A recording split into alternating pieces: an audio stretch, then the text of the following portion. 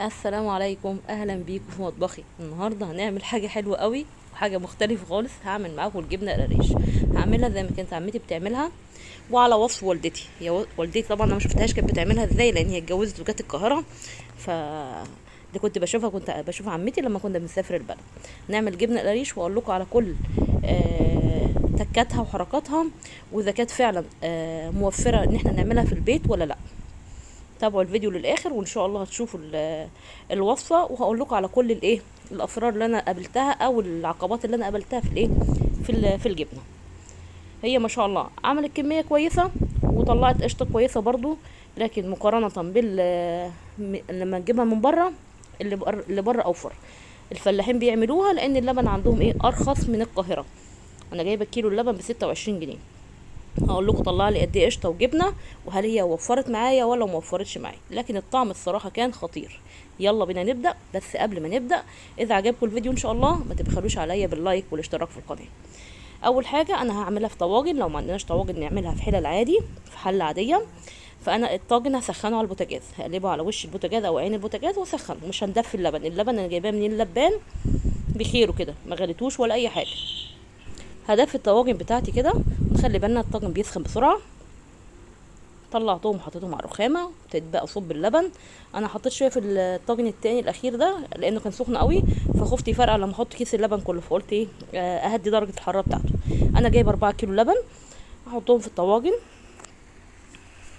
يفضل طبعا نجيب لبن من مكان موثوق منه، بحيث ان هو يكون بخيره وما يكونش منزوع القشطه بتاعته 100%، لان هنا برضو الناس اللبانيين بينزعوا القشطه ويعملوا بها منتجات تانية. تمام كده اللبن جاهز. انا ما كنت بشوف عمتي ما كانتش بتحط عليه لبن رايب او زبادي او اي حاجه. كنا في الفلاحين كانوا يحطوه كده في اوضه فوق السطح، ويغطوه ويسيبوه يروب لوحده. انا هنا حطيت علبه زبادي قسمتها ما بين ال4 كيلو بحيث يجبن بسرعه. ابتدي بقى اضربه بالمضرب اليدوي او الكهربائي. انا عايزاه يعمل فوم كده على وش اللبن بحيث ان القشطه تبقى تطلع بسهوله، او يكون قشطه بسهوله. لو مستعجلين ممكن نجيب المضرب اليدوي، او بكوبايه نشيل من الطاجن ونحط، نشيل ونحط زي بتاع العرقسوس بالظبط كده. تمام. شايفين الرغاوه او الفوم اللي ظهر على وش اللبن؟ هو ده اللي احنا عايزينه. مش هعمل حاجه تانية بقى خالص. انا الفرن هدفيه واطفيه بعد كده، واغطيهم واسيبهم لتاني يوم. انا كنت عامله الخطوه دي، كنت تقريبا عاملاها في حدود الساعه 7 المغرب. يعني بعد ما جيت من الشغل واتغديت حطيته في الفرن لتاني يوم. قلت تاني يوم اشوفه الاخبار بتاعته. طلعته تاني يوم اهو، تقريبا حوالي الساعه 4 بقى لما جيت من الشغل، او 4 ونص او 5 حاجه زي كده. تقريبا 4 ونص او 5 اهو. هنا اللبن جبن. القشطه طبعا طريه جدا، تحس انه اللبن خفيف، لكن هو اللبن جبن يعني تقل، او بلغه الفلاحين يعني راب. شايفين اللبن اهو، والقشطه فوق زي ما انتم شايفين، بس القشطه منها طريه، الجو حر طبعا. فعشان نقدر نطلع القشطه هحطها في التلاجة لمده ساعتين. حطيت الطواجن في التلاجة لمده ساعتين، لكن للاسف النور قطع. ما لحقتش برضو تجمد، لكن هي حلوه. طلعتها على وش اللبن، وبيبقى فيه فاصل ما بين اللبن، سبحان الله، ما بين اللبن وبين القشطه. يعني سهل ان احنا نطلع القشطه بدون ما نطلع معاها لبن. قشطه طعمها ما شاء الله زي بتاعه الفلاحين بالظبط. اللي ده بتاعت الفلاحين واللي ده بتاعت اللبان في القاهرة هنا او في المحافظات هيلاقيها مختلفة خالص تمام. كانوا بيعملوها في شالية اللبن دي زمان. كنت وانا صغيرة بقى بنسافر البلد كتير، فكنت بشوف عمتي رصة الشوالي كده جنب بعضها. وبعد كده تجمع اللبن وتوديه المكنة عشان يعملوا جبنة. يعملوا جبنه، او هي ساعات لو هي تعملها للبيت بتعملها في الحصيره زي ما انا هعملها كده. شلت القشطه. ابتدي بقى هنا جبت حصيره وحطيت تحتيها صاج او صينيه حسب الموجود عندنا. طبعا انا غسلت لان دي اول استخدام ليها. غسلت الحصيره. عايزه اقول لكم انا حطيت اللبن مباشره على الحصيره. من ضمن الغلطات اللي انا عملتها ان انا المفروض احط شاشه على الحصيره الاول، بعد كده احط اللبن، لان فتحات الحصيره واسعه، فنزلت قطعه من من الجبنه.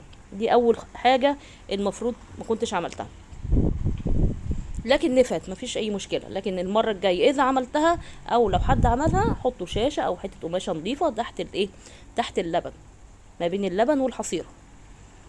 تمام. ابتديت اصفي الميه زي ما انتم شايفين، او الشرش ده. الشرش ده والدتي بسالها بتقولي كنا بنعمل بيه، بنحطه على المخللات على فكره زمان، وبتقولي برضو كنا بنعجن بيه، وكانوا بيقدموا للمواشي تقريبا برضو، يعني كان له استخدام كتير. انا رميته الصراحه، ما عملتش بيه حاجه. كده صفيت اللبن كويس وضغطت عليه بيمين وشمال زي ما انتم شايفين، زي ما كنت بشوف عمتي بتعمله بالظبط. هرش رشه ملح بسيطه كده عليه، مش كتير، ونلم كده، يعني اصفي الميه والم الايه الجبنه على بعضها. وفي الاخر هنبتدي بقى نعلقها.